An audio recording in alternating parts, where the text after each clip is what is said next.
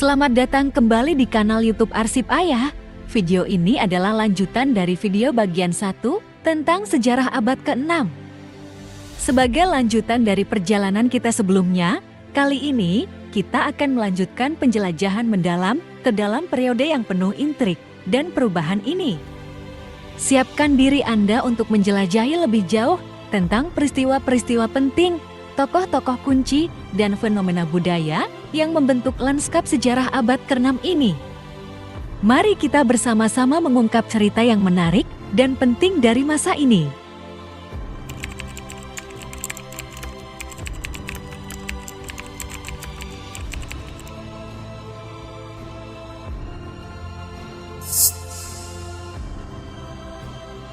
Bumin Kagan mendirikan Kekaganan Turki Göktürk di Asia Tengah pada awal abad ke-6 Masehi. Kehaganan ini merupakan salah satu dari beberapa kehaganan yang didirikan oleh suku-suku Turk di wilayah tersebut dan menjadi kekuatan dominan di Asia Tengah untuk beberapa abad ke depan. Pendirian Kehaganan Göktürk oleh Bumin Kagan menandai awal dari periode penting dalam sejarah Turk yang meliputi ekspansi politik, ekonomi, dan budaya yang luas di Asia Tengah dan sekitarnya. Buddhisme diperkenalkan ke Jepang dari Kerajaan Baekje, salah satu dari 3 kerajaan Korea, selama periode Asuka pada abad ke-6 Masehi.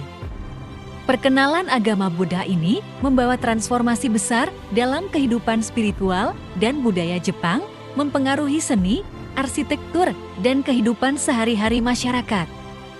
Kedatangan Buddha ke Jepang ditandai dengan berbagai upacara dan praktik baru yang membentuk dasar bagi perkembangan Buddha di Jepang selanjutnya dan memperkaya warisan budaya Jepang dengan tradisi baru dari Korea dan Tiongkok.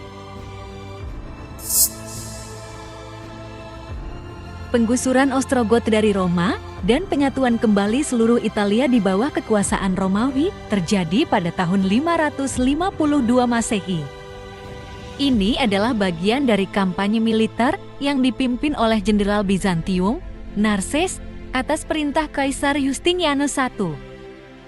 Pertempuran utama adalah Pertempuran Tagina pada tahun 552 dan Pertempuran Mons Laetarius pada tahun 553 yang akhirnya menandai akhir dari dominasi Ostrogot di Italia dan mengembalikan Italia ke dalam Kekaisaran Romawi Timur, mengakhiri Perang Gotik dan memulai era Bizantium di Italia. Konsili Konstantinopel kedua berlangsung pada tahun 553 di Konstantinopel. Konsili ini dilaksanakan oleh Kaisar Bizantium, Justinianus I, untuk menanggapi dan mengatasi sengketa teologis terkait dengan monofisitisme, sebuah aliran teologi yang menolak bahwa Kristus memiliki 2 kodrat, ilahi dan manusiawi yang dipisahkan setelah inkarnasi. Konsili ini menghasilkan pengutukan terhadap beberapa ajaran monofisitisme dan mendukung dogma bahwa Kristus memiliki 2 kodrat dalam satu pribadi. Antara tahun 561 hingga 592, Biksu Buddha Gyanagupta aktif menerjemahkan 39 sutra dari bahasa Sanskerta ke bahasa Tiongkok. Upayanya ini menjadi bagian penting dalam penyebaran dan pengembangan Buddhisme di Tiongkok pada masa itu, memfasilitasi pemahaman dan pengajaran doktrin-doktrin Buddha kepada masyarakat Tiongkok. Terjemahan sutra-sutra ini tidak hanya memperluas literatur Buddhis dalam bahasa Cina, tetapi juga memperkaya tradisi intelektual dan spiritual Tiongkok selama periode dinasti Tang beberapa dekade kemudian.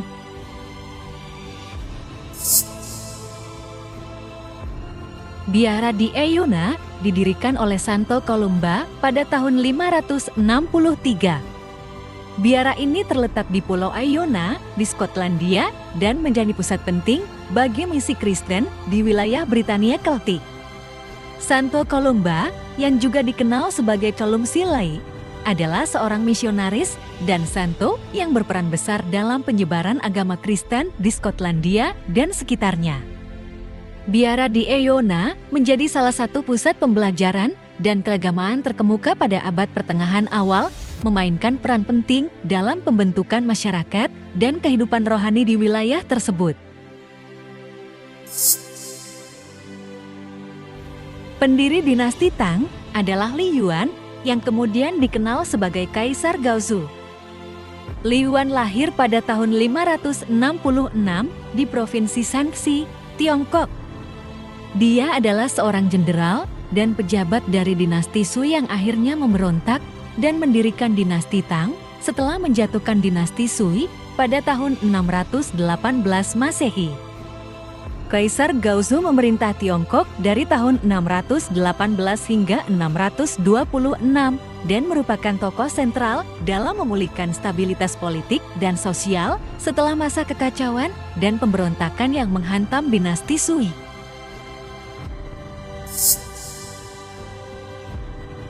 Langobardi menyerang Italia pada awal abad ke-6 Masehi dan mendirikan federasi adipati di bawah satu raja.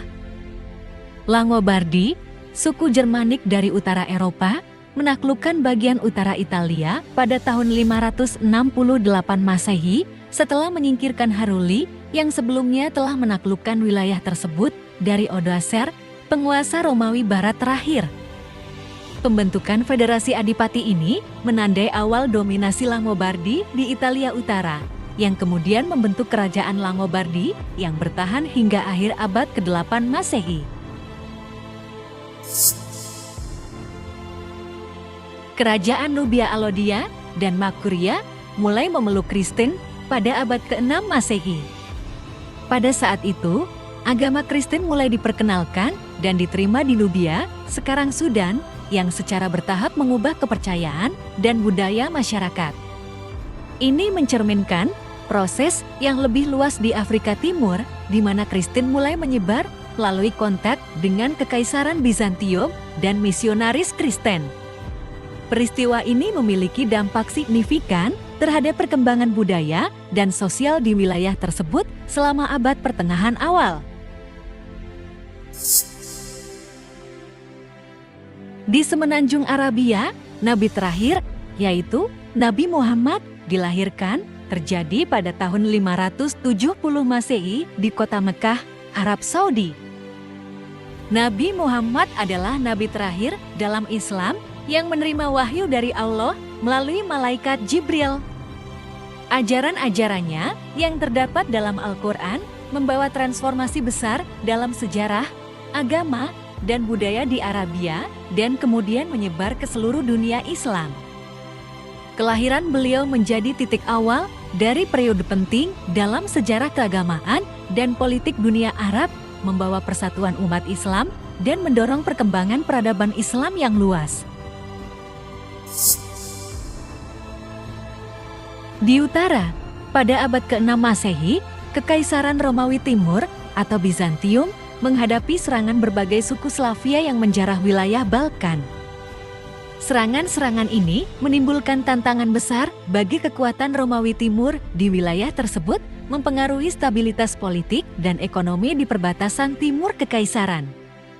Peristiwa ini mencerminkan pergeseran geopolitik di Eropa Timur pada masa itu, dengan suku-suku Slavia menjadi faktor penting dalam dinamika politik dan perang di wilayah Balkan.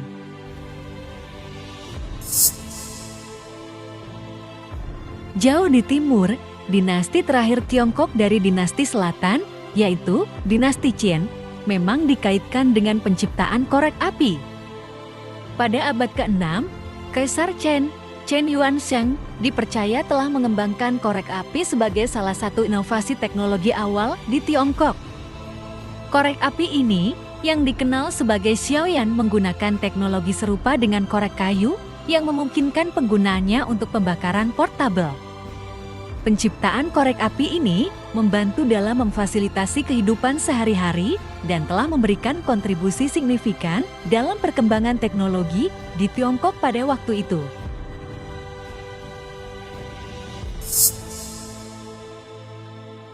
Perusahaan tertua di dunia, Komogumi, didirikan di Osaka, Jepang pada tahun 578 Masehi. Perusahaan ini didirikan oleh Shigemitsu Kono dan awalnya berfokus pada konstruksi kuil dan bangunan kayu untuk keperluan agama Buddha. Kowo Gumi tetap beroperasi selama lebih dari 1.400 tahun hingga akhirnya diakuisisi oleh perusahaan konstruksi besar pada tahun 2006. Ini menunjukkan ketahanan dan warisan panjang dari perusahaan keluarga dalam sejarah ekonomi Jepang dan global.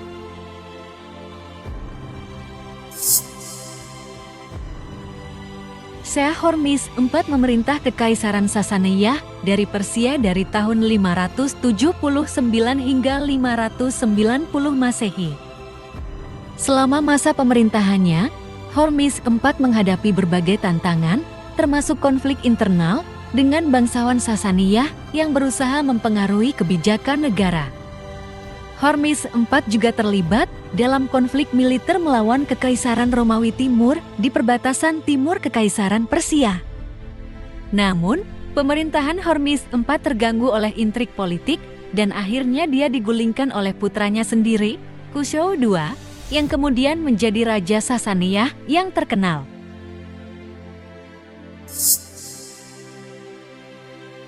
Dinasti Sui dimulai pada tahun 581 Masehi di Tiongkok setelah Kaisar Wen atau yang Jian menyatukan Tiongkok di bawah satu pemerintahan setelah periode 3 kerajaan dan dinasti Mei Utara. Dinasti Sui dikenal karena reformasi besar dalam administrasi, ekonomi, dan militer serta untuk memulai pembangunan kanal besar yang menghubungkan Sungai Kuning dan Sungai Yangtze untuk memfasilitasi transportasi dan perdagangan. Dinasti Sui berkuasa sampai tahun 618 Masehi ketika digantikan oleh dinasti Tang setelah pemberontakan yang dipimpin oleh Li Yuan atau Kaisar Gaozu.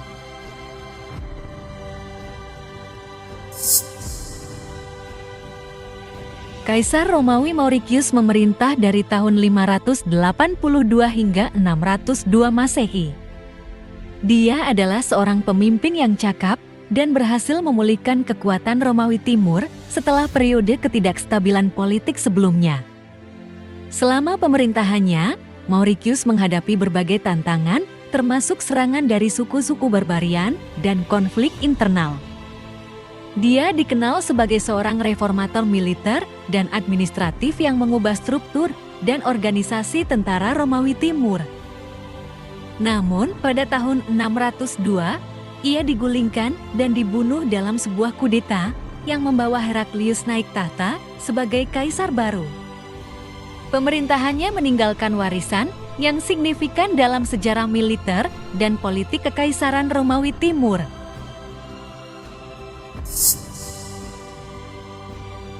Pada tahun 585 Masehi, Kerajaan Suebia yang ada di wilayah barat laut semenanjung Iberia ditaklukkan oleh Visigoth di Spanyol.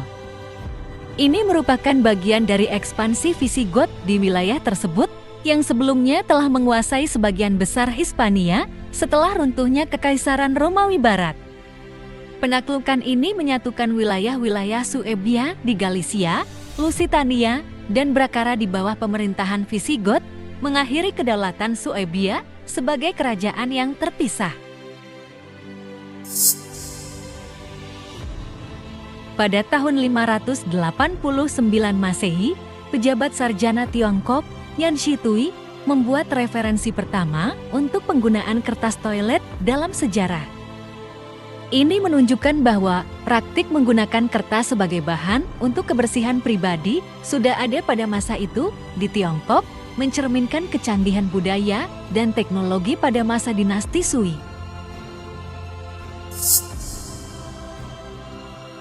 Pada tahun 589 Masehi, Raja Rekard dari Visigoth di Spanyol memeluk agama Katolik, mengakhiri dominasi Arianisme.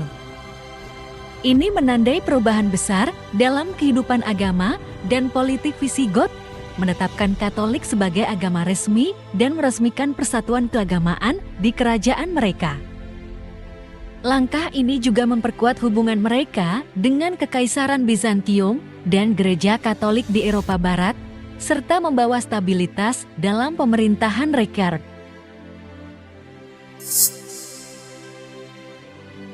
Shivadeva naik tahta pada dinasti Lishavi di Nepal pada sekitar abad ke-6 Masehi. Dia adalah seorang penguasa yang dihormati dalam sejarah Nepal yang memerintah dengan mengikuti tradisi dan warisan budaya Lishavi yang kaya. Pemerintahannya ditandai dengan stabilitas politik dan perkembangan dalam bidang seni, sastra, dan agama, memperkaya warisan budaya Nepal pada masa itu.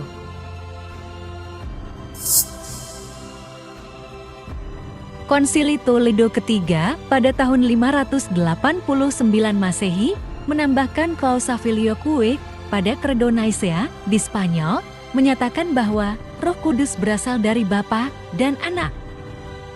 Ini menjadi perbedaan teologis utama antara Gereja Katolik dan Ortodoks Timur, memengaruhi perkembangan doktrin gerejawi di Spanyol dan Eropa Barat.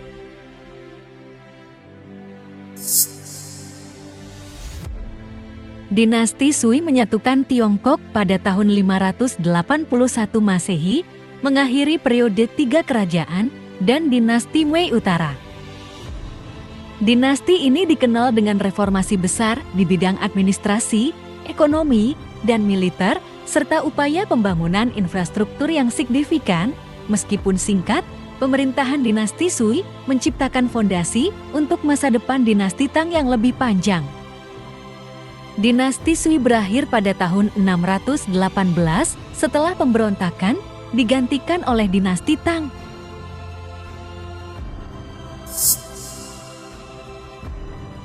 Di barat, Gregorius Agung menjadi Paus ke-64 menggantikan Paus Pelagius II yang meninggal karena wabah sekitar tahun 590 Masehi. Gregorius Agung terkenal karena kontribusinya dalam memperluas pengaruh Gereja Katolik, reformasi internal, dan karya misi di seluruh Eropa.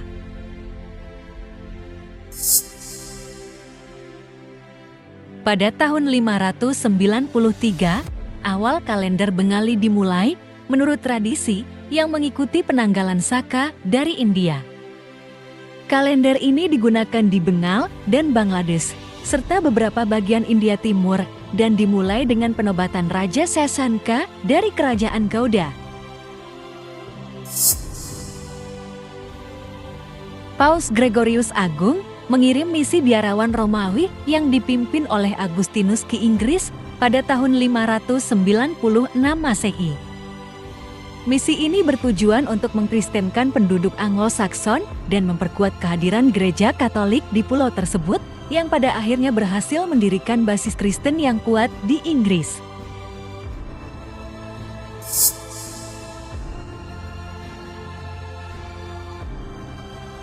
Abad ke-6 menyaksikan perubahan yang mendalam bagi umat manusia.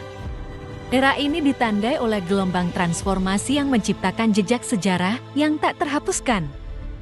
Di berbagai penjuru dunia, peradaban berkembang dengan pesat, menciptakan fondasi bagi masa depan yang tak terduga. Setiap serpihan peristiwa, dari pusaran perang hingga keajaiban perdagangan, membentuk mozaik kisah yang membingkai identitas kita saat ini. Keberanian, kebijaksanaan, dan kecerdasan menggema di antara puing-puing kekacauan. Tidak hanya kekuatan fisik, tetapi juga pemikiran yang memancarkan cahaya di tengah-tengah kegelapan. Teriknya peperangan memberi makan kebangkitan kebudayaan dan pembaharuan keagamaan yang mengubah paradigma sosial masyarakat. Dari sini, lahir gagasan-gagasan baru yang menuntun perjalanan manusia menuju penemuan, pencapaian, dan pemahaman yang lebih dalam tentang diri mereka sendiri dan alam semesta yang luas. Pada puncaknya, abad ke-6 adalah panggung di mana sejarah menulis kisah-kisah apik yang mengilhami generasi setelahnya. Dengan segala tantangan dan kesulitannya, manusia menemukan kekuatan untuk mengatasi dan bertahan. Dengan setiap langkah maju, mereka membawa peradaban ke arah yang lebih cerah dan tak terduga, meninggalkan warisan yang kaya dan kompleks bagi mereka yang berani belajar dari masa lalu.